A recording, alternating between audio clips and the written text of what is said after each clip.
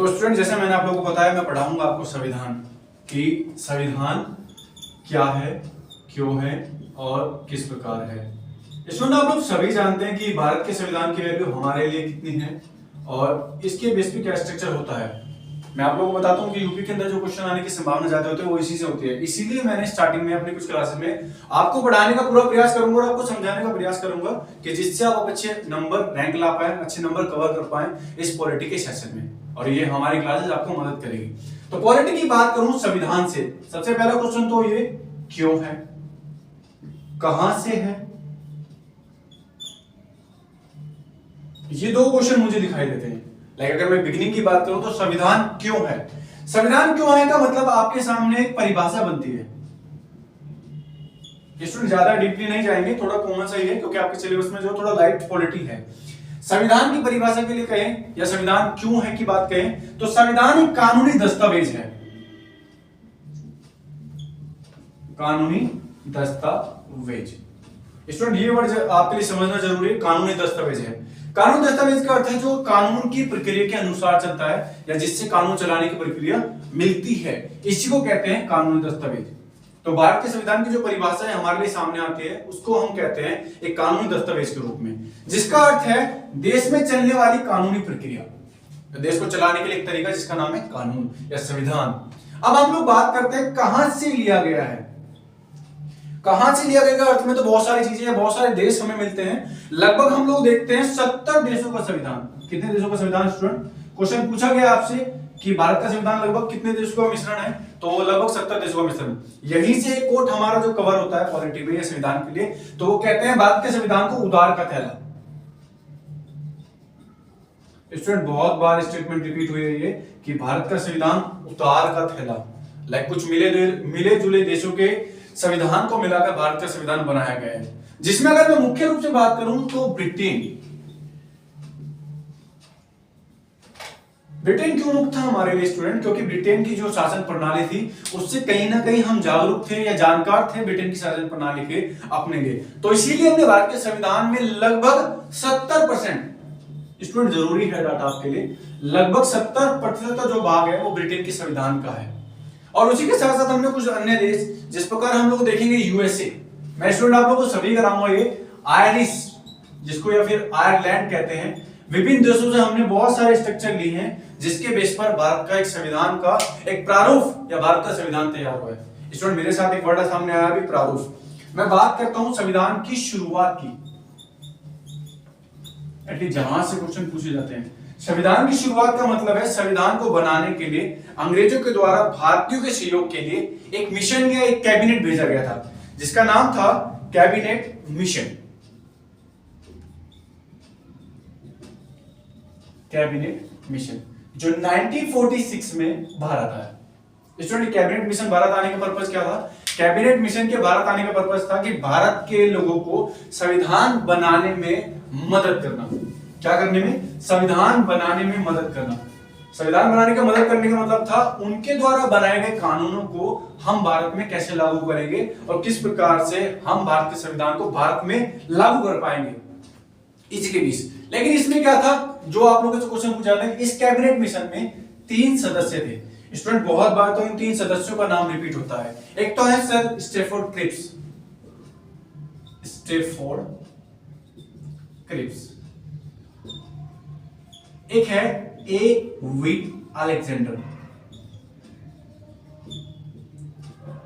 Stafford Cripps, A V. Alexander और Pethick Lawrence.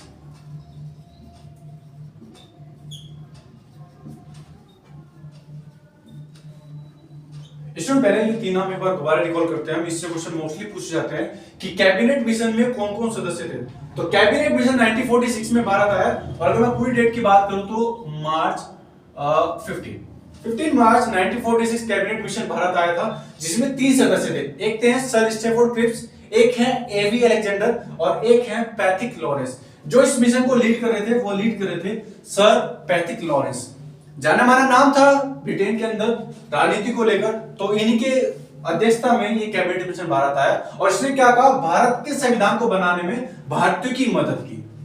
भारतीयों की मदद का पर्पस ये था कि कहीं ना कहीं जो भारत के लोग हैं वो राजनीति से या इस प्रकार की कानून प्रक्रिया से अवेयर नहीं थे, इसीलिए ये लोग भारत में कानून बनाने में भारत की मदद के लिए आए। तो स्टूडेंट ये क्वेश्चन आप लोगों से पूछा था कौन कौन लोग, एक बार मैं और आपके सामने रिपीट करता हूँ। स्टेफोर्ड क्रिप्स, एवी अलेक्जेंडर और सर पैट्रिक लॉरेंस, ये तीन नाम है। कैबिनेट मिशन में आप इनको देखना, बार बार इनसे क्वेश्चन आते हैं। तो बात करते हैं जब इन्होंने कैबिनेट मिशन ने सजेशन किया तो भारत की संविधान सभा शुरू हुई। क्या शुरू हुई? संविधान सभा। स्टूडेंट यहां से भी क्वेश्चन पूछ जाते हैं। मैं एक बार आपको दोबारा रिकॉल करता हूं मैं क्या क्या डिस्कस कर रहा हूं आप लोग के साथ। मैंने बात की संविधान की एक परिभाषा के रूप में, जिसको कहते हैं कानूनी दस्तावेज, एक कानून का लिखा जोखा जो देश को चलाने में मदद करता है। वही मैंने बात की भारत के संविधान को कहां से लिया गया है, तो लगभग 70 देशों से भारत के संविधान को लिया गया है। इसीलिए इसको कहते हैं उधार का थैला या मिला जुला संविधान, मिला जुला संविधान। फिर स्टूडेंट मैंने आप लोगों को बताया कि इसमें मुख्य भूमिका किसकी है, तो मुख्य भूमिका जो भारत के संविधान में रही है वो रही है ब्रिटेन की। ब्रिटेन, क्योंकि कहीं ना कहीं हम ब्रिटेन के अधीन थे, तो ब्रिटेन का जो शासन प्रणाली थी उससे इंडिया के लोग कहीं ना कहीं जानकार थे या उसकी समझ रखते थे। तो इसीलिए हमने भारत के संविधान में जो मुख्य भूमिका रखी है वो ब्रिटेन की।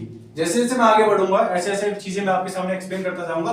ब्रिटेन के दो पार्ट क्यों, ब्रिटेन की बात करें तो एक्ट 1935 और एक्ट 1990। जैसे जैसे हम लोग इनको जानते जाएंगे ऐसे ऐसे मैं आपके सामने इनको एक्सप्लेन करता जाऊंगा।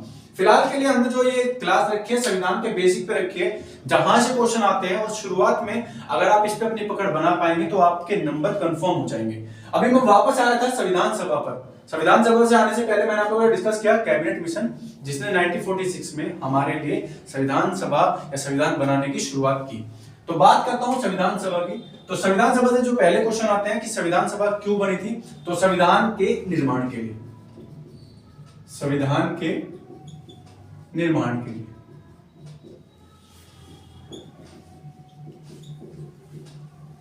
भारत के संविधान के निर्माण के लिए संविधान सभा का गठन किया गया था या संविधान सभा को बनाया गया था। स्टूडेंट संविधान सभा से जो क्वेश्चन बनते हैं हमारे कुछ डेट को लेकर बनते हैं। तो जैसे हम लोग देखते हैं कुछ डेट हैं जो कॉमन है और जहां से क्वेश्चन बार बार रिपीट होते हैं। तो संविधान सभा की पहली बैठक हुई हमारी 9 दिसंबर 1946।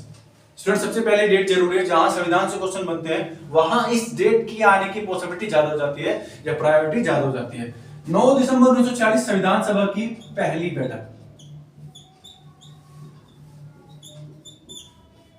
संविधान सभा की पहली बैठक, बहुत बार क्वेश्चन रिपीटेड है कि संविधान सभा की पहली बैठक कब हुई थी, तो 9 दिसंबर 1946, जिसके अध्यक्ष हमने बनाए थे डॉक्टर सच्चिदानंद सिन्हा।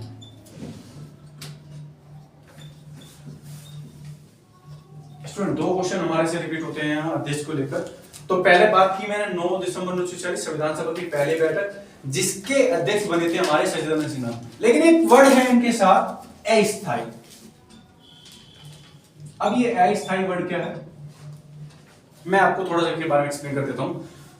दोस्तों जो संविधान की बात करते हैं, संविधान सभा की बनाने की बात करते हैं, तो उस टाइम हमारे पास कोई एक अच्छा लीडर समझ नहीं थे कि समझ में लीडर किसको रखें हम या किसको लीडर बनाए। तब हमने मोस्ट बाय एज, भारत के संविधान में जो वैल्यू दी जाती है वो मोस्ट बाय एज या ज्यादा एज वाले को दी जाती है। वही कहानी यहां हुई थी हमारे डॉक्टर सच्चिदानंद सिन्हा के साथ। हमारे बीच एक बुजुर्ग आदमी थे जिनको संविधान सभा का अध्यक्ष बनाया गया, लेकिन वही हमारे साथ एक वर्ड जोड़ दिया, अस्थायी। तो क्वेश्चन ये पूछा था संविधान सभा के पहले अध्यक्ष कौन है, तो डॉक्टर सच्चिदानंद सिन्हा, लेकिन परमानेंटली नहीं है, ये अस्थायी तौर पर थे। तो वही बात करूं संविधान सभा की दूसरी बैठक की।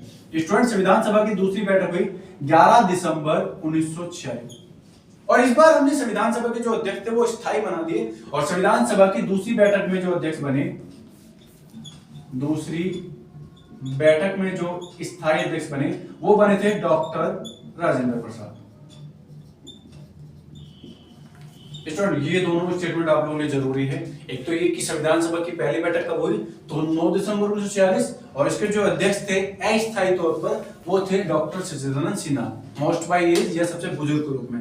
भाई दूसरी बैठक की बात करूं तो 11 दिसंबर 1946, उसके जस्ट 2 दिन बाद, कितने दिन बाद, उसके जस्ट 2 दिन बाद 11 दिसंबर 1946 को दूसरी बैठक हुई और जिसमें हमने अपने स्थायी अध्यक्ष चुन लिए और वो थे हमारे राजेंद्र प्रसाद,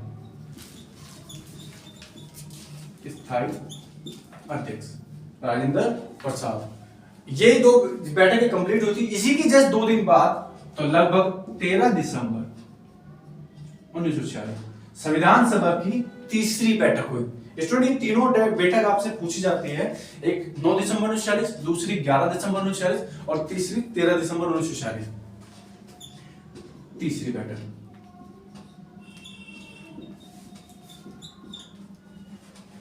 पहली 9 दिसंबर, दूसरी 11 दिसंबर और उसके जस्ट 2 दिन बाद 13 दिसंबर 1946 को संविधान सभा की तीसरी बैठक। स्टूडेंट तीसरी बैठक में क्या खास था हमारे लिए? जैसे हम लोग पहली में देख रहे हैं स्थायी अध्यक्ष सच्चिदानंद सिन्हा, दूसरी में देख रहे हैं स्थायी अध्यक्ष डॉक्टर राजेंद्र प्रसाद, वहीं तीसरी में जो हमारे लिए खास था वो था उद्देश्य प्रस्ताव, या जिसको उद्देशिका भी कहते हैं। स्टूडेंट ये वर्ड हमारे लिए जरूरी है। संविधान सभा की तीसरी बैठक में एक उद्देश्य प्रस्ताव पास किया गया था, जिसको उद्देशिका के नाम से भी जाना जाता है। उद्देशिका या फिर हमारे संविधान की प्रस्तावना। तो पहली बात तो यही कि क्वेश्चन जो पूछा जाता है कि उद्देश्य प्रस्ताव कब पास किया गया, तो संविधान सभा की तीसरी बैठक के दिन, और तीसरी बैठक थी हमारी 13 दिसंबर 1946 को। और बात करते हैं उद्देश्य प्रस्ताव को लाया कौन था। उद्देश्य प्रस्ताव को लाए थे संविधान सभा में जवाहरलाल नेहरू। स्टूडेंट ये 2 पॉइंट हमारे लिए जरूरी है। पहला, उद्देश्य प्रस्ताव कब आया संविधान सभा में, तो 13 दिसंबर 1946 को, और लाया कौन था? जवाहरलाल नेहरू। जब भी मैं बात करूं उद्देश्य प्रस्ताव को पास करने की संविधान सभा के द्वारा, तो वो हमारे लिए डेट है 22 जनवरी 1947। स्टूडेंट ये डेट भी हमारे लिए जरूरी है। दोनों क्वेश्चन पूछ जाते हैं कि उद्देश्य प्रस्ताव कब लाया गया, तो संविधान सभा की तीसरी बैठक में, और लाया कौन था उस समय? तीसरी बैठक के जो अध्यक्ष रिप्रेजेंट हुए वो हुए थे हमारे उस टाइम के तत्कालीन प्रधानमंत्री पंडित जवाहरलाल नेहरू। और इसको संविधान सभा ने पास कब किया? 22 जनवरी 1947 को। तो ये 3 डेट हमारी संविधान सभा के लिए जरूरी है, जब संविधान की शुरुआत या संविधान के निर्माण के लिए जाना जाता है। वही बात करते हो संविधान की कुछ कॉमन सी जो हमारे लिए बेसिक क्लासेस में होती है। लाइक सबसे पहला पॉइंट तो ये कि संविधान को बनने में लगा समय। स्टूडेंट आपने देखा होगा, बहुत कॉमन सा क्वेश्चन है कि संविधान लगभग कितने दिन में बना था, तो 2 वर्ष 11 माह और 18 दिन। बहुत बार कॉमन सा क्वेश्चन है स्टूडेंट, बहुत बार पूछा जा चुका है, लेकिन जो हमारी प्रायोरिटी है पहली क्लास की, तो मैं आपको ये सारी चीजें बताना चाहता हूं कि जैसे जैसे हम इनको अपडेट बढ़ते जाएंगे ये चीजें हमारे लिए कॉमन हो जाएंगी। तो संविधान को बनने में लगा कुल समय था 2 साल 11 महीने 18 दिन। 2 साल 11 महीने 18 दिन, बहुत कॉमन सा क्वेश्चन था। लेकिन एक चीज और मैं आपको बताता हूं संविधान की शुरुआत के लिए। संविधान की जो बनाने का स्ट्रक्चर था वो एक कमेटी को दिया गया था, जिसको आप कहते हैं प्रारूप समिति। स्टूडेंट आप लोगों ने सुना होगा प्रारूप समिति या ड्राफ्ट कमेटी।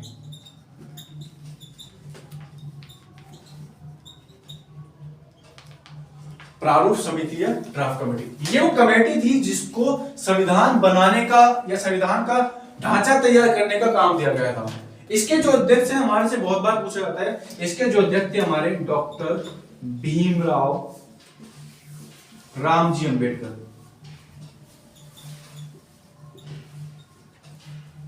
भीमराव रामजी अंबेडकर।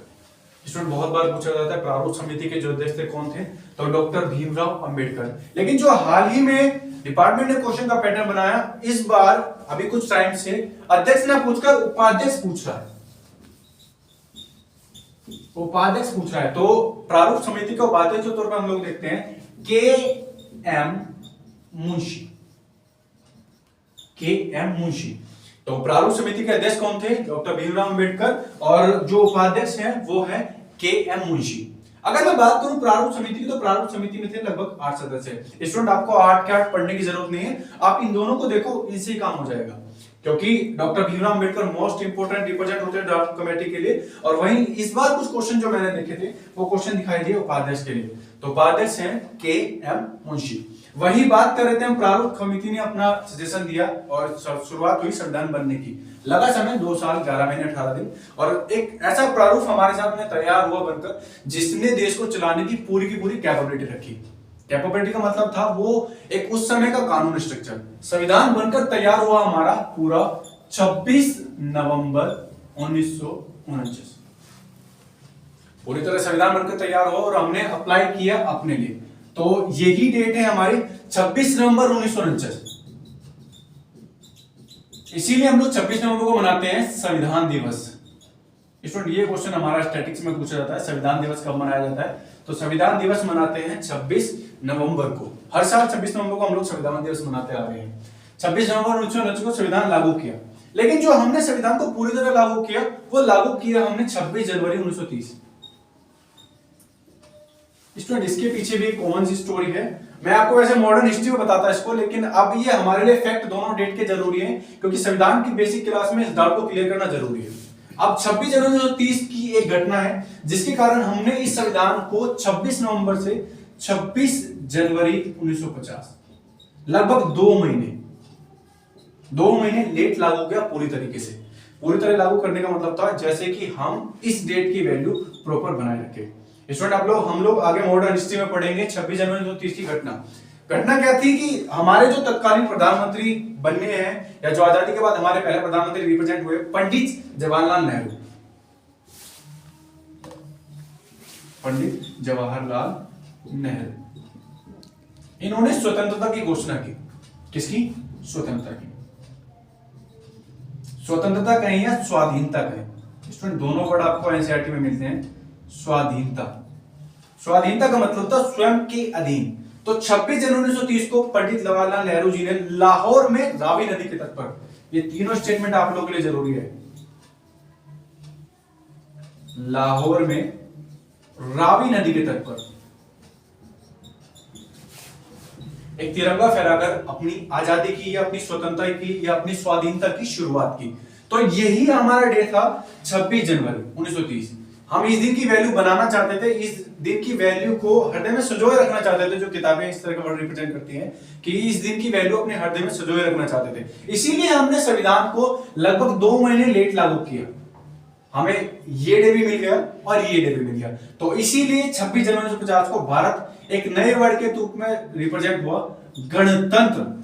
गणतंत्र का मतलब है हम अपने घर के मालिक खुद, जो हम खुद को रिप्रेजेंट कर सकते हैं। तो इसीलिए हमने संविधान को 2 महीने लेट लागू किया। मैं ये स्टेटमेंट आपको दोबारा मॉडर्न हिस्ट्री में भी पढ़ाऊंगा, जहां हमारे लिए इस डेट को हम रिकॉल करेंगे जब हम मॉडर्न हिस्ट्री पढ़ेंगे। क्योंकि जो मैं पॉलिटी आपको संविधान पढ़ा रहा हूं, ये संविधान पढ़ा रहा हूं आपको 1947 या 1945 के बाद। स्टूडेंट हम लोग जो बिकॉज 1945 के बाद पहले की जो कहानी है हम लगभग सारी मॉडर्न हिस्ट्री में पढ़ते हैं, मॉडर्न और पॉलिटी दोनों को जोड़ते हैं। तो ये इंसिडेंट हमारा मॉडर्न हिस्ट्री में भी काउंट होता है और पॉलिटी में भी। पॉलिटी में बताने का मतलब था जस्ट बिकॉज मैं आपके सामने इस डेट को जोड़ सकूं और आपको इस व्यू से कनेक्ट कर पाऊं, जो मेरे लिए जरूरी था। तो ये संविधान का कॉमन सा पॉइंट था जिसके बेस पर हमने इसको संविधान को लागू किया लगभग 2 महीने बाद। अब थोड़ी सी संविधान को एक्सप्लेन करने करते हैं जो हमारे लिए कॉमन से क्वेश्चन में शामिल होता है। स्टूडेंट आप लोग देख रहे हैं, एक बार और फिर आप लोगों के सामने डिस्कस करूंगा संविधान के बारे में। तो संविधान क्या बना और क्या नहीं। तो जब हमारा संविधान लागू हुआ 26 जनवरी 1950, ये वो डेट है जब संविधान पूरी तरह लागू कर दिया। पूरी तरह लागू करने का मतलब था जो हमारे सामने एक किताब रिप्रेजेंट हुई। अभी मैंने बहुत सारी चीजें आपके सामने छोड़ी है, जैसे जैसे मैं चीजों को ऐड करता जाऊंगा, जैसे जैसे क्लासेस बढ़ाऊंगा, इनमें और चीजें मैं आप लोगों के साथ शामिल करता जाऊंगा। आज एक बेसिक सी क्लास रखने का मतलब था एक ऐसा स्ट्रक्चर जिसके बेस पर आप लोग हमारे इस पॉइंट को समझ पाए कि मैं क्या पढ़ाने वाला हूं और कैसे पढ़ाने वाला हूं, या कितनी चीजें मैं आपके सामने रखने वाला हूं। तो मैंने आपके सामने एक कहानी है, किताब रखी जिसका नाम है भारत का संविधान, इंडियन कॉन्स्टिट्यूशन। अब ये कॉन्स्टिट्यूशन था क्या या किन चीजों को मिलकर संविधान बना था। स्टूडेंट आप लोग ध्यान रखना, एक वर्ड आप लोगों के लिए, एक वर्ड है मूल। जहां आपके क्वेश्चन में मूल वर्ड आ जाए वहां आप डेट रिकॉर्ड कर लेना सीधी 26 जनवरी 1950। मूल का मतलब है जिस दिन संविधान पूरी तरह लागू हुआ, संविधान में क्या क्या था।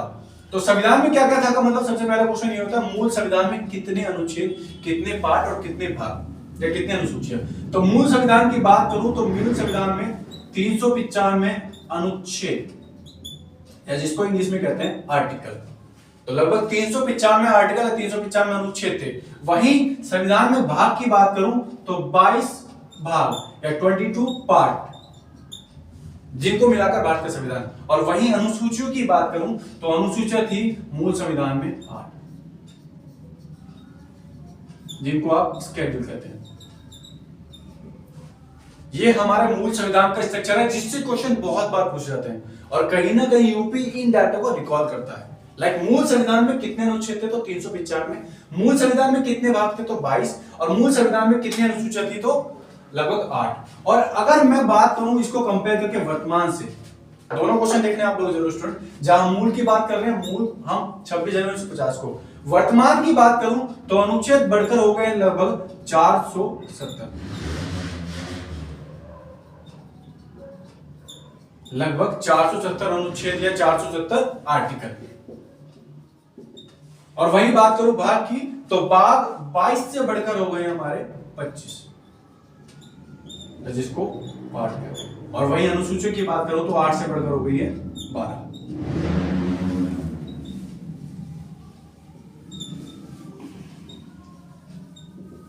ये हमारा करंट का डाटा स्टूडेंट, और ये हमारा है मूल डाटा। तो आप लोग देख लेना स्टूडेंट क्वेश्चन पूछ क्या रहा है क्या नहीं। तो जो हम लोग बात करते हैं, जो हमें स्ट्रक्चर मिलता है या स्ट्रक्चर मिलता है संविधान का, उसमें एक प्रस्तावना, एक वर्ड ये भी जरूरी है, संविधान में एक प्रस्तावना, 395 अनुच्छेद, 22 भाग और 8 अनुसूचियां शामिल थी। 8 अनुसूचियां शामिल थी, जो वर्तमान में बढ़कर लगभग 470 अनुच्छेद, 25 भाग और 12 अनुसूचियों के रूप में रिप्रेजेंट हुआ है।